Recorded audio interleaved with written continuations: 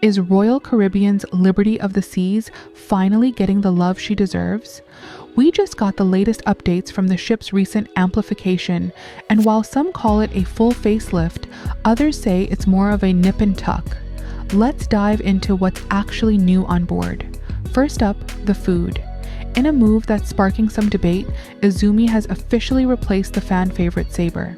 If you're a fan of hibachi, you're in luck, but RIP to those famous Sabor margaritas. Speaking of drinks, the pool deck has been rethemed with the lime and coconut bars and now features El Loco Fresh for your poolside taco fix. And for the caffeine addicts, there is a brand new Starbucks located right opposite Bolero's, which, yes, is still there. It's not just about the food. The pool deck got a significant refresh with new chairs, cabanas, and a brighter vibe. Inside, the tech is catching up too. Room door locks have been upgraded to the newer NFC tap locks. You'll also find brand new seating in the Crown Lounge and Olive or Twist. And for the hygiene conscious, the Windjammer now features those convenient hand wash stations.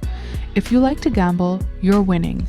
The Casino Royale has been expanded into the old photo area, while the karaoke club has moved to where the photo area used to be.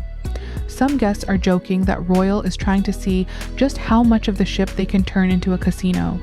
So, is it a massive change? Maybe not.